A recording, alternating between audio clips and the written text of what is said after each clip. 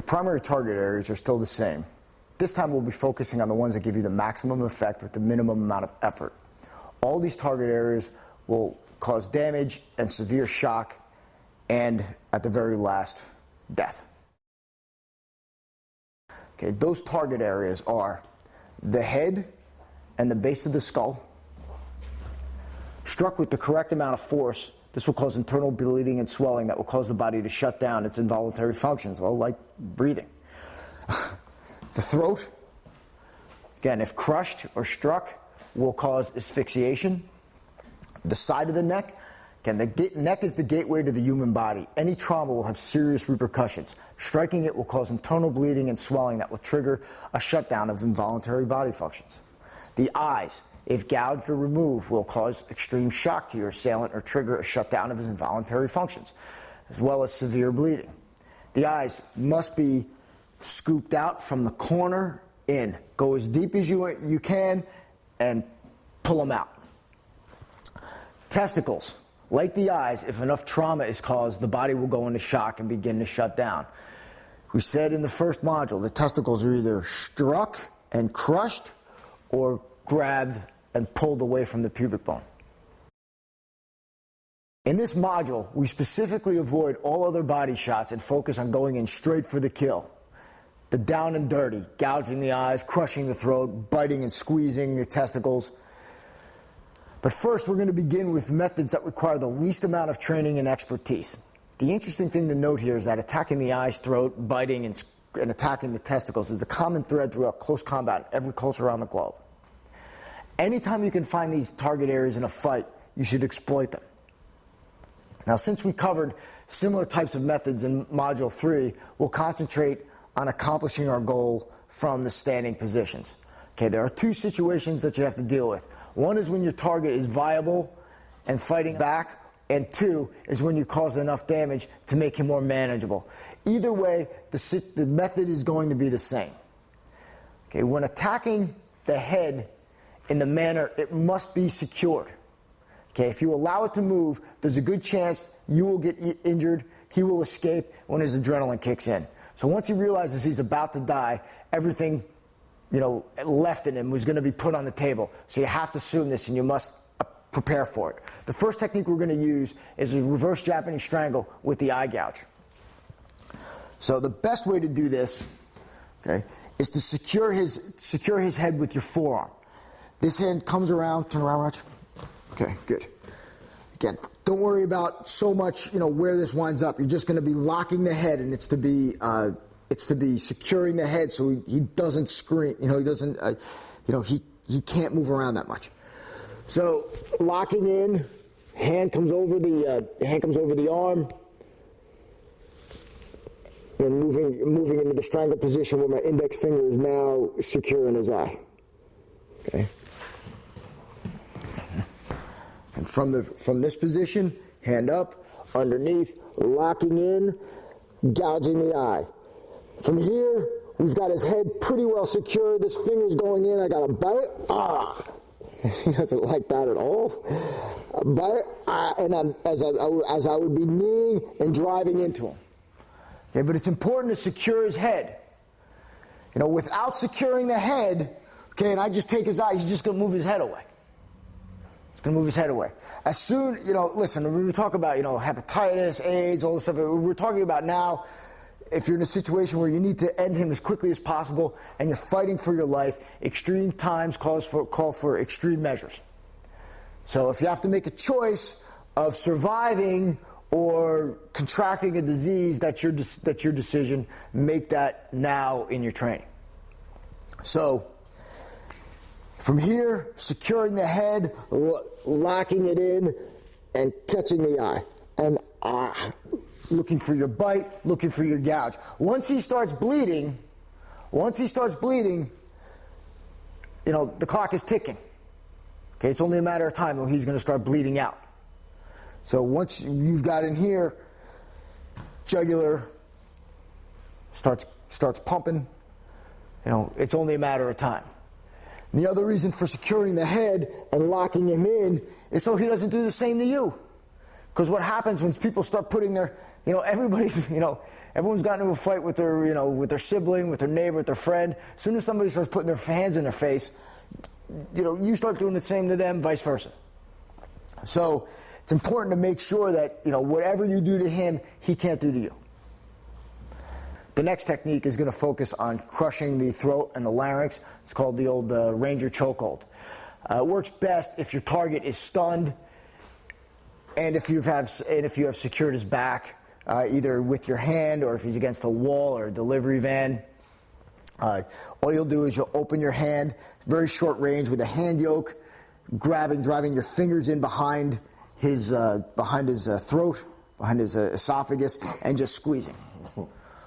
Okay. Once this hand yoke comes into position, bang, you're here and locking in.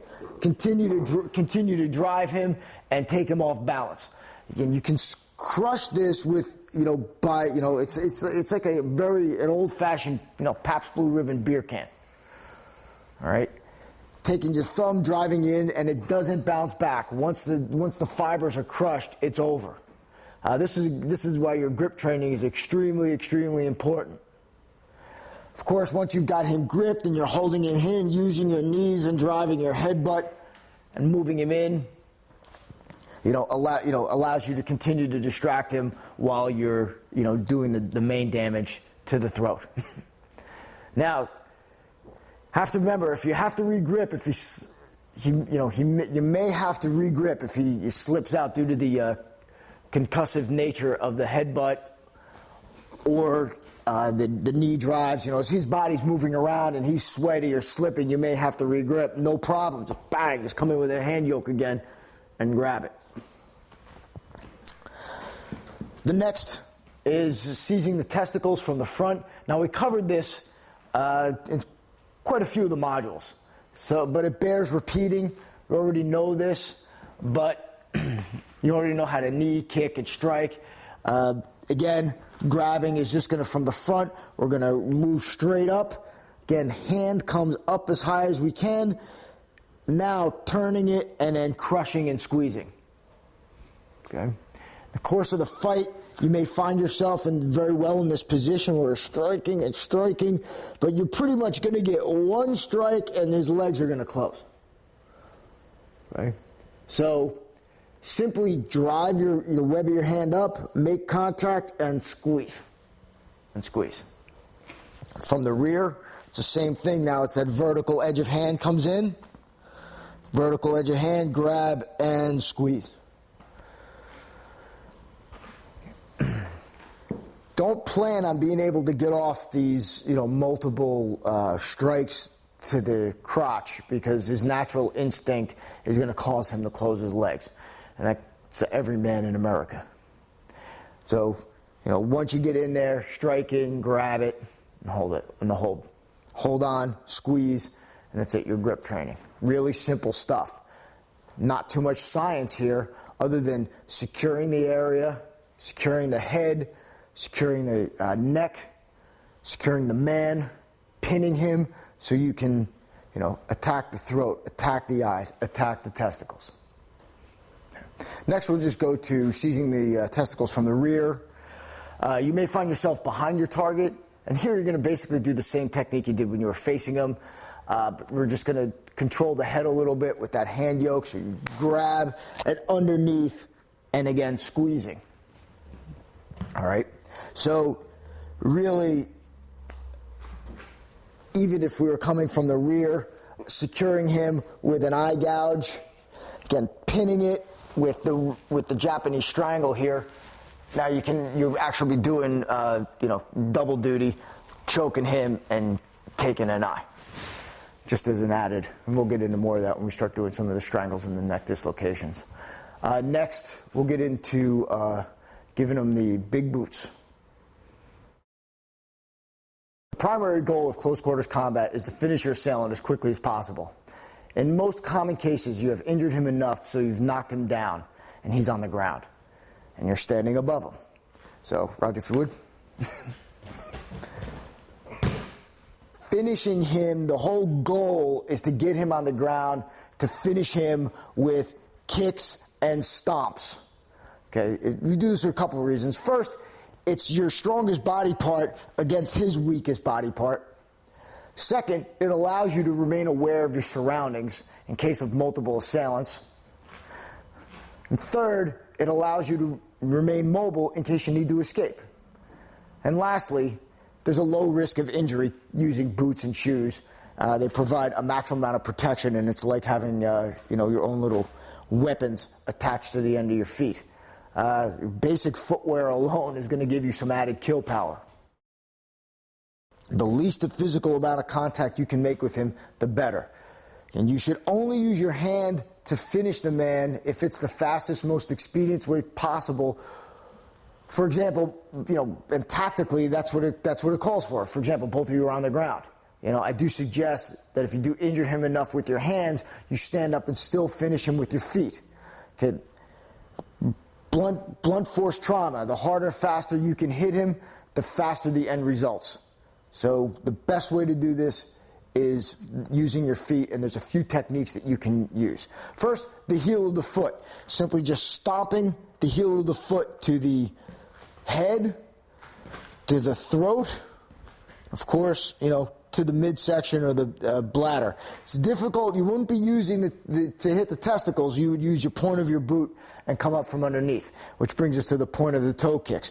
Again, just good old soccer-style kicks, driving the point of the boot into the side of the head, into the neck,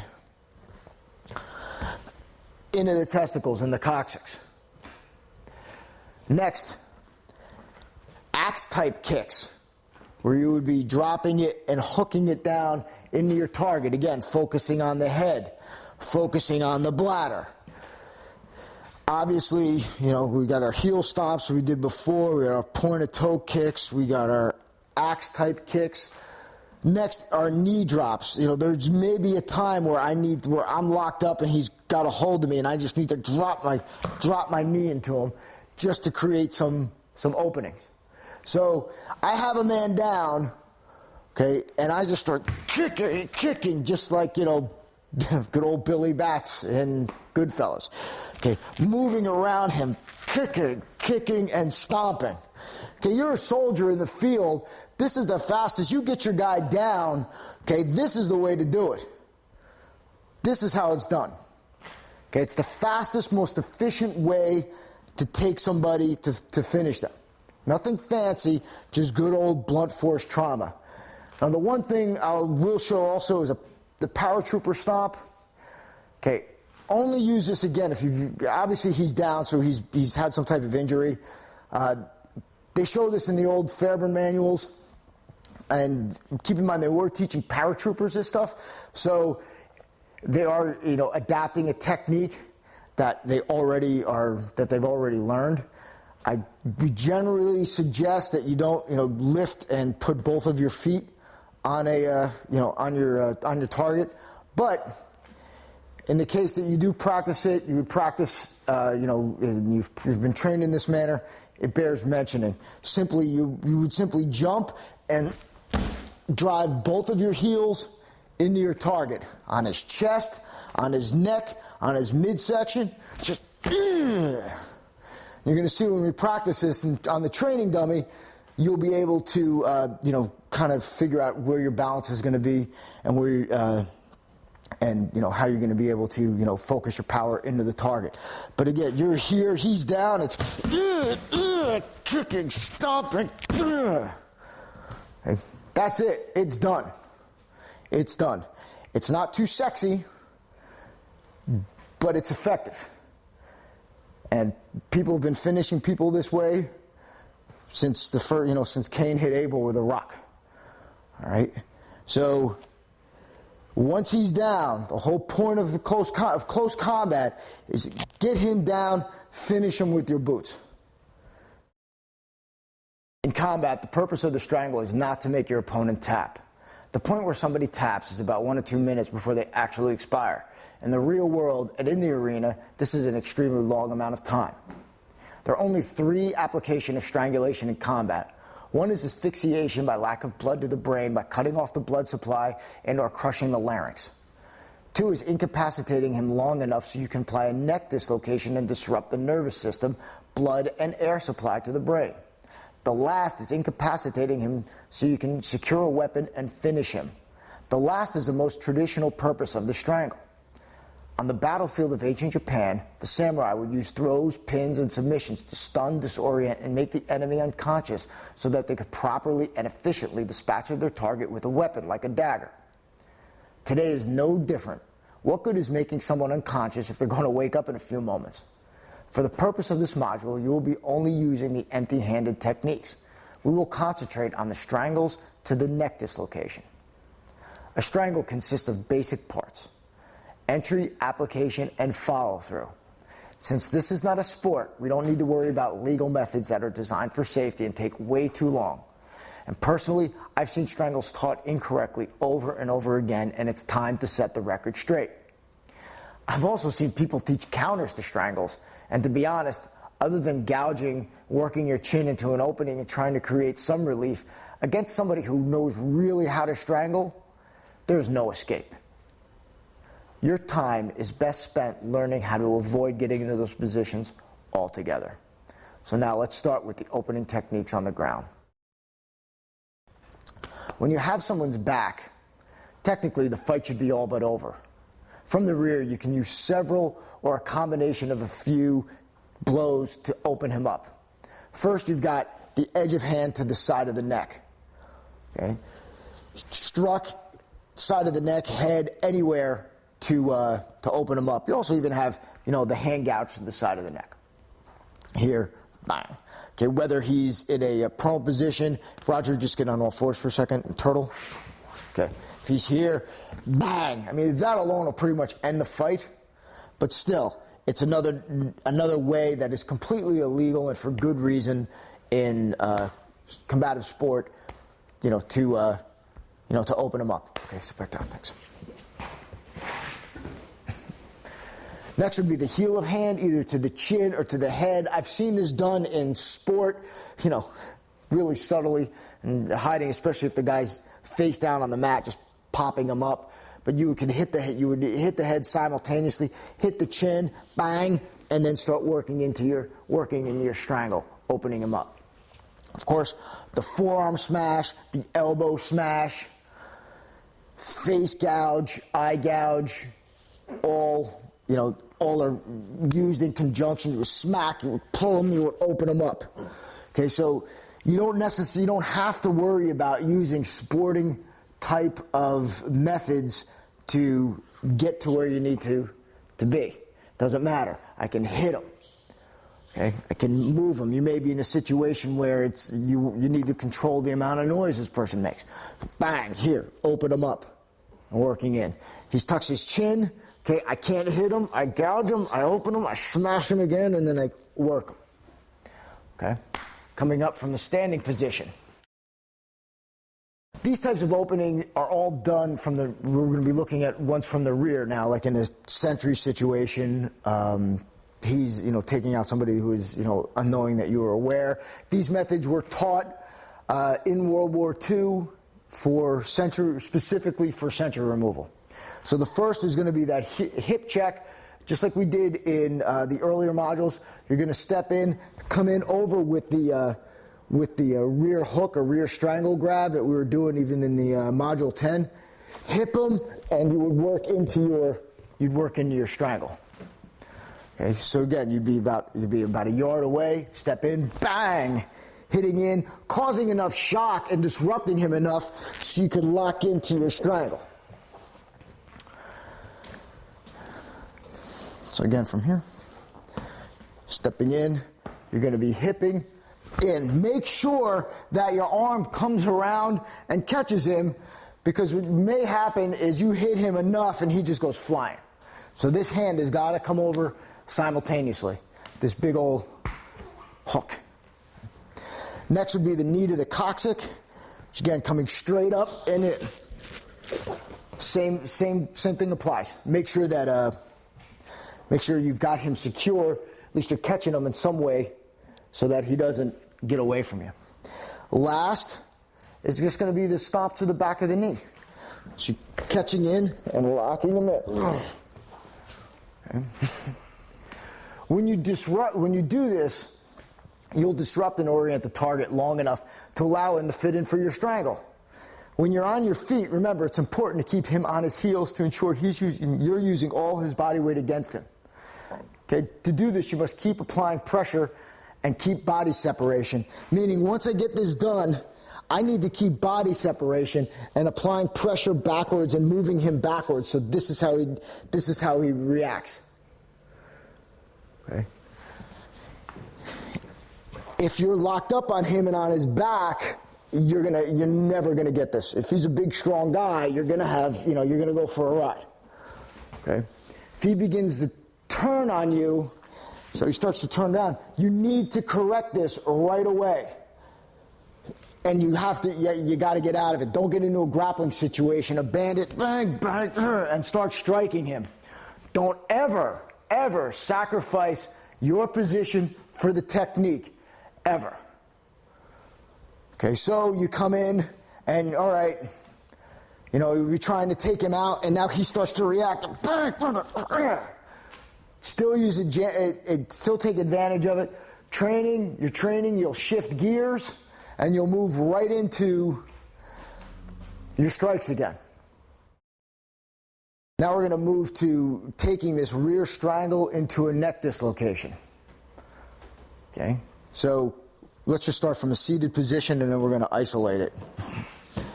So we're going to do ushiro-jime, or just a rear naked strangle. Again, we've got our opening techniques.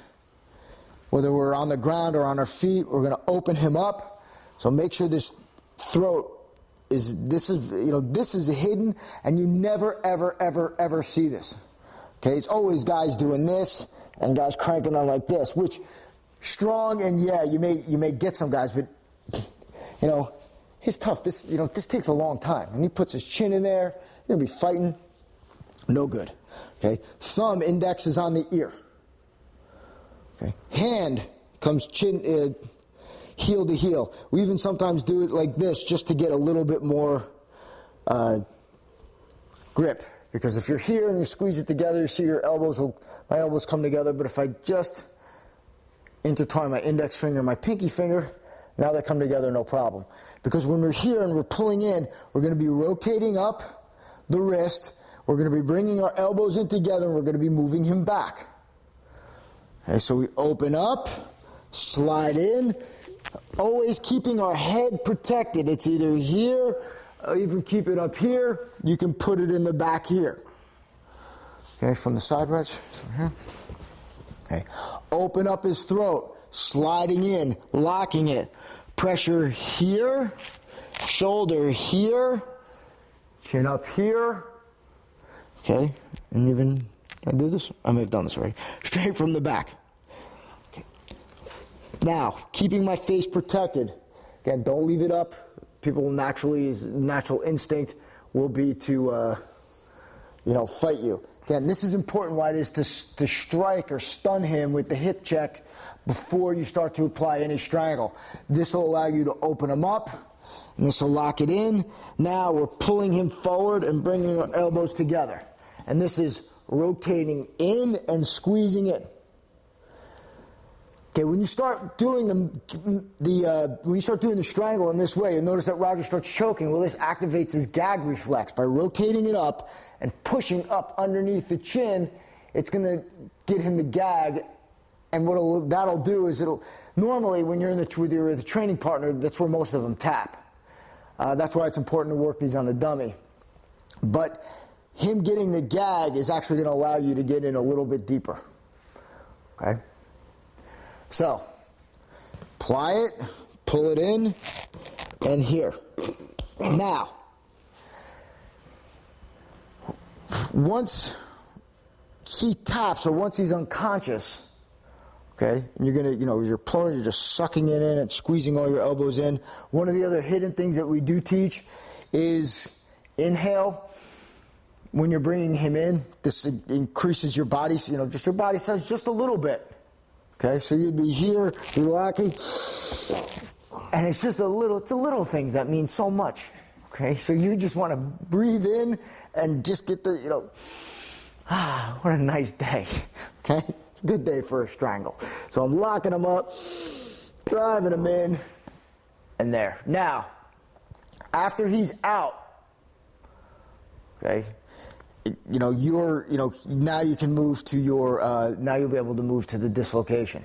Remember, when you strangle, it's going to be done with your whole body or his body weight. Okay, I mean, we're here. If we're actually in like grappling, I would be here, bang, bang, open him up, get his face open. Now I stretch him, and I use my whole body. I'm stretching my legs, hooking in my thighs and his hips, pushing out, pushing down on his thighs. So my whole body, my arms are just the conduit for the strangle. Just the conduit for the strangle. On our feet, and this is primarily what we're practicing this for. Turn around. Okay. He comes up, bang, I hit him here. Okay, now, he is unconscious. He drops down to the mat. Okay? Here's where he is. Now, the dislocations, and all dislocations for the most part, can be done off of the strangle. And it's just a matter of just reapplying your grip. You're going to make sure that this grip goes across his jawline. Let's just turn a little bit. So I'm here. Here's my strangle, gripping up. Now I'm going to move, and keep in mind he's out cold. So I'm going to be moving. I'll be nice and easy. Okay, I move him back. I try to lay his belt on the line. Good. What I'm actually doing is the dens bone, the top of the spine. I'm taking the skull and pulling it off and just putting it to the side. So the base of the skull is just coming off and going off to the side. So from the side, okay, open him up, lock him in.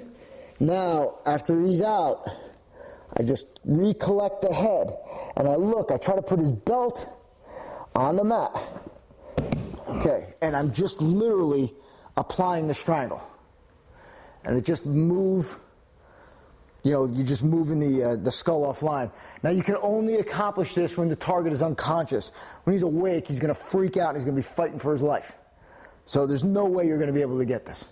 The only way to get this is after he's unconscious. So just like the rear strangle, the rear naked strangle, the Japanese strangle is the same way. So now open him up. Again, same entry techniques. Opening him up, coming in here. Now, typically he should be out by the time your hand makes it to his head. The only way you're going to get that is if he's open and I stay nice and tight and then I bring it up. Okay? If I get to up here, he should be damn well close to passing out. Okay? Very close.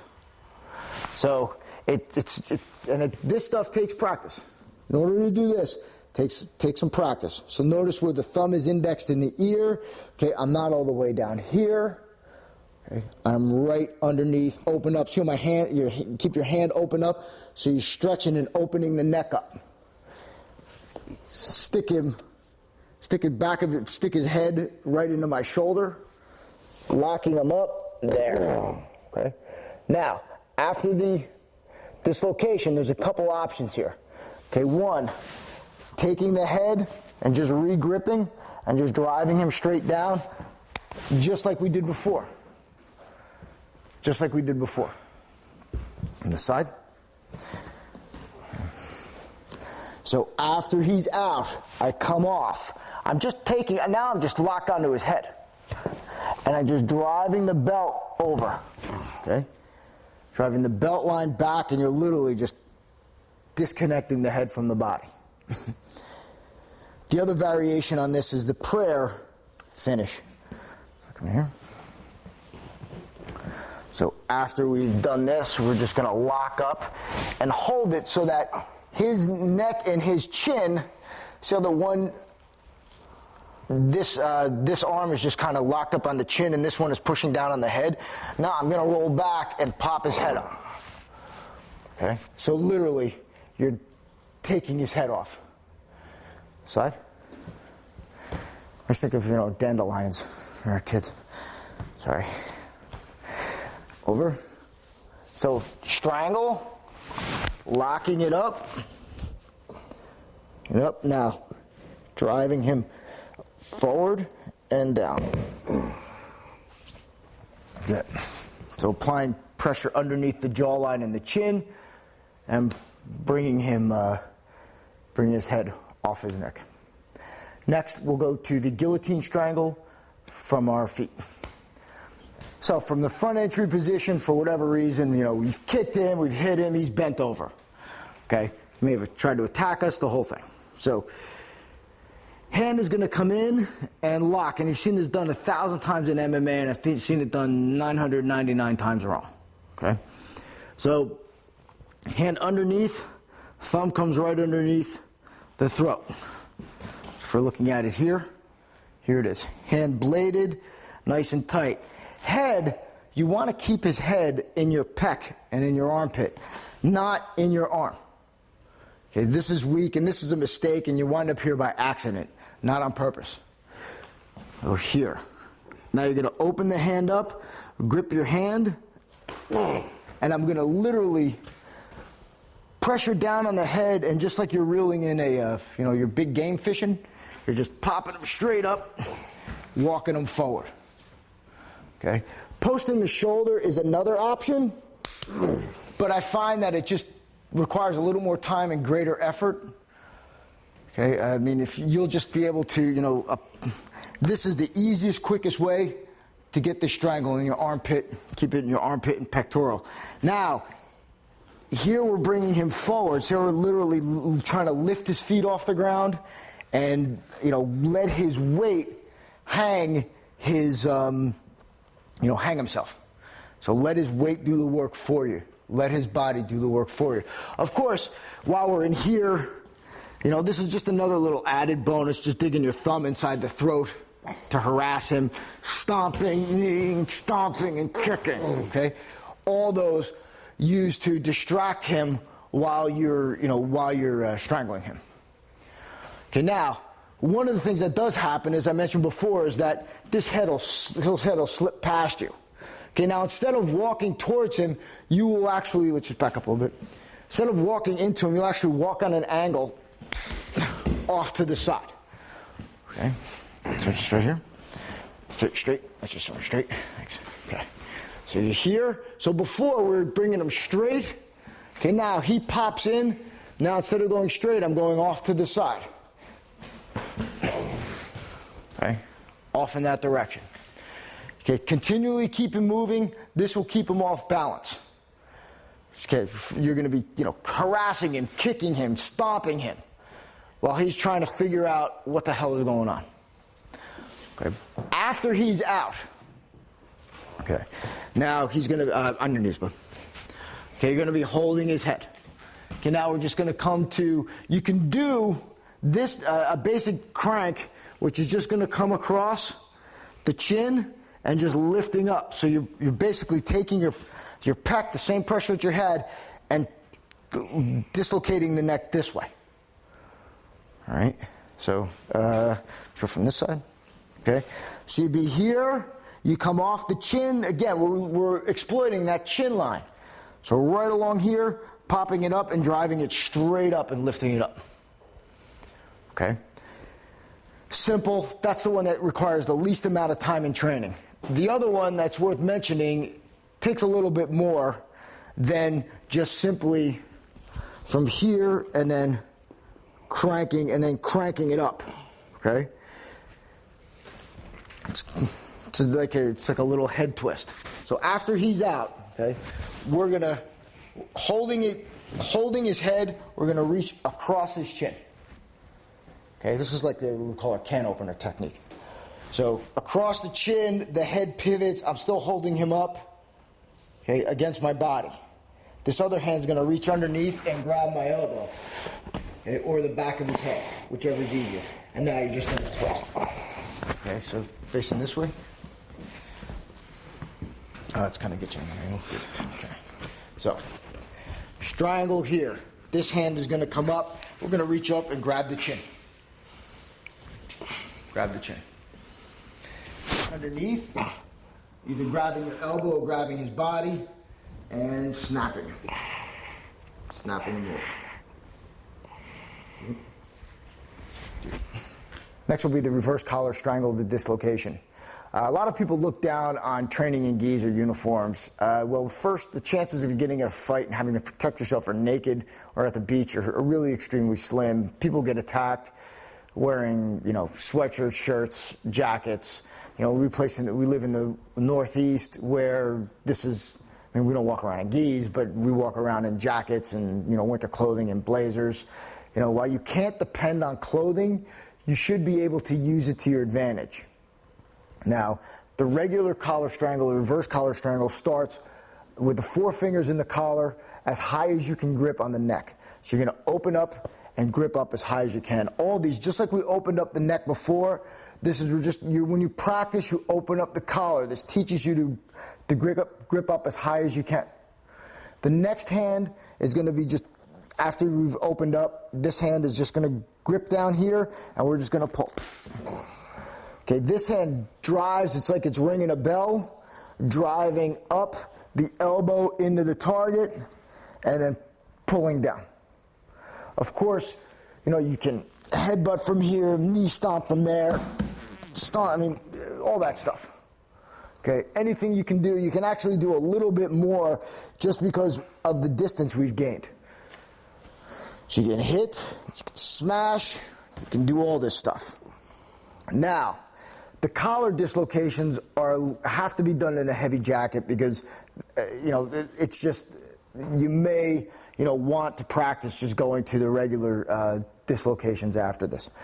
But locking him in, stomping, knee, after he's out, okay, he comes down, go down your knees, okay, good, okay. Working this over, okay, so the hand comes from underneath the chin to over the jawline, and then I press him in. Okay, and that's it. Again, picture him, his body, let your body as limp as you can. Okay, even leaning forward, good. Here, all right, back. He comes down, he winds up swoop down, okay, which is a real possibility. Now it just makes my life that much easier. Okay, now it just makes my life easier because his body is secure against the mat. Okay, so the dislocation is just coming from the regular strangle over the top. Okay, pulling again. You're going to need a thick jacket for this. Okay, just because it's not, the little windbreaker may just not cut it. Okay, here, come up. So that's strangle again. Let's move this a little bit. Opening up the collar, 4 fingers reaching underneath. Okay.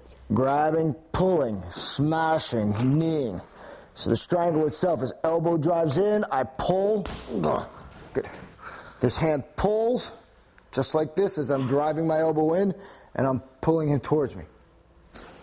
So that's should be half reverse collar strangle.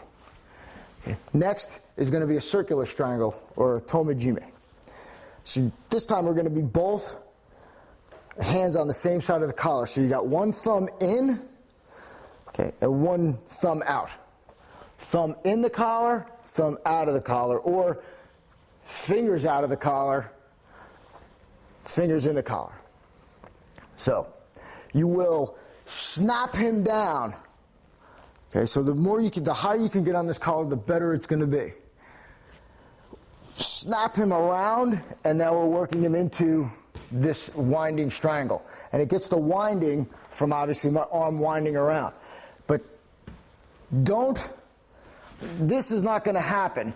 That is going to happen. So snapping him and moving him, kicking him back. Okay? These kicks, these blows are going to get him. You hear bang, bang, he's bent over. There's my strangle. Look at that. Oh, by the way, this is legal in sport judo. You can't literally snap the collar and cause a whiplash effect. Even this alone would cause, at least stun him or cause unconsciousness. Snapping him, moving him around. Okay. Move your body around, driving in. Okay. So, locked up, thumb in, thumb out, snapping, headbutting, snap them, wind them. Okay. Try not to, in fact, don't re-grip your hand on the collar. When you get your grip, you'd be better doing this, snapping and then cinching your hand up, as opposed to snapping and then winding the collar around and then fixing it. So if you're here, you can snap, get your hand up, he comes back up, kicking, snapping, now it's in there. Now I do that. Okay, collar, winding, strangle. Next is going to be the sleeve wheel strangle. This is another good gi or uniform strangle. This is in case you'll be wearing a jacket or a sweatshirt. It can be done from the front or the rear. Hand is going to come across. Move forward a little bit. Okay. Cross and gripping the shoulder. So you got one hand on the bicep, one hand on the sleeve. Again, bury your face, and you're going to try to move your body back. Okay, so as I'm headbutting, I'm kneeing, I'm driving, I'm harassing him, getting him to strangle. Again, watch his mouth. Okay, yep, you don't want to be bit, so that's why you're driving it up. So you're gripping on your sleeve, gripping on your sleeve. So on your bicep and on your elbow. Hands rotate up like this. Okay, they move in. From the rear, same thing. Doesn't matter. I'm here, driving them up and in. Okay. Again, smashing. It's obviously preferable to get somebody's back to do a strangle than it is to have them in the front, because they can still fight back unless they've been stunned or injured enough.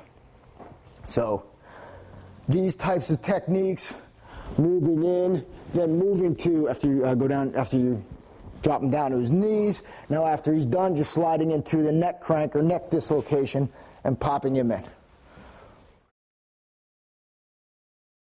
These are just a few of the many varieties you can practice. All the quick kills depend on you attacking first, stunning or injuring your target, and then finishing the ways you just discovered. Remember, if you continually attack your target with strikes, you will get your desired effect. These methods provide a little more expediency and, in some cases, a little more silence. There is no death touch. Okay, there's no demock, there's no special button you can push that's going to expire this person. Okay, you have seen the ways, the only proven ways, and there are variations to finish somebody with empty hands, no weapons. This is it. So if you're going to go searching for the secret, I guess you just found it. There is no Wizard of Oz. It's really as simple as it gets. The dislocations, the blunt force trauma, the strangulations, just simply applying and continuing the squeeze on that strangle will get you what you need. And then, so will a quick boot to the head. So this concludes the instructional portion of Module 12, Quick Kills and Finishing Techniques.